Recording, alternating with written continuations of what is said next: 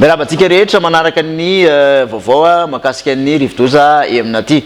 Raha ny vaovao farany zaranantsika ny vaovao tamin'ny folo dia tany amin'ny 2.70 kilometatra atsinanan'ny Manora no nisy an'ny Fohipeny. Ny rivotra niaraka aminy moa dia 210 kilometatra isan'ora raha toa ka mahatratratra amin'ny 570 amin'ny 100 kilometatra isan'ora kosa ny tafiotra. Raha ny mahakasika ny fizorany kosa dia mikisaka amin'ny atsimo andrefana hatrany izany manatona ny morontsiraka ary vinavinaina hiditra antanety ho an'ny Anihoalina ao anelanelan'ny Nosivarika sy Vohipeno. Amin'ny izay idirana antanety izay moa dia mbola eo manodididina ny 570 kilometatra isan'ora eo ny rivotra miaraka aminy dia ny tohiny raha ny vinavina dia hamakivaky an'iny atsimon'ny Nosy iny ary voaka any amin'iny faritra Andro iny ho an'ny Alarobia. Tsy misy miova araka izany ny filazana mahakasika ny loko ho an'ny loza dia mahazo filazana amin'ny loko mena zany any amin'iny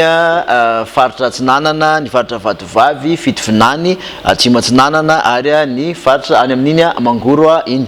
Mahazo loza manambana kosa zany hoe miloko mavo any Analanjirofo, Vakinakaratra, Amoromania, Matsiatrambony, Yorombe, Atsimandrefana, Androy, Anosy, Manjakandrina, Andramasina, Antananarivo, Antananarivo Avaradrano, Atsimondrano ary Antananarivo Renivohitra hatrany amin'iny Ambohidratrimo sy Arivomamo iny. Ho an'ny loza fanairana kosa ny loko maitso dia ny Alaotra, Bongolava, Menabe, Anjozorobe, Ankazobe, Soavinandrina ary Miarinarivo. Tsara marihana ihany koa fa dia efa miazo kelikely ny morontsiraka Atsinanana moa zany ny orana mikija indrindra ny ampovoan'ny Atsinanana iny amin'izao tsika fotoana itenenana izao dia mandrivotra tanteraka zany ny andro miampirivotra sy tafiotra amin'izay toerana izay ihany koa ahina tanteraka ny isiny tondradrano amin'izay faritra olalovan'ny rivodoza indrindra moa fa mifaritra Vadovavy sy Fitovinany iny makany atsimo iny zany tokony hitandrina araka izany isika rehetrarehetra miomana tsara amin'izay fiavian'izay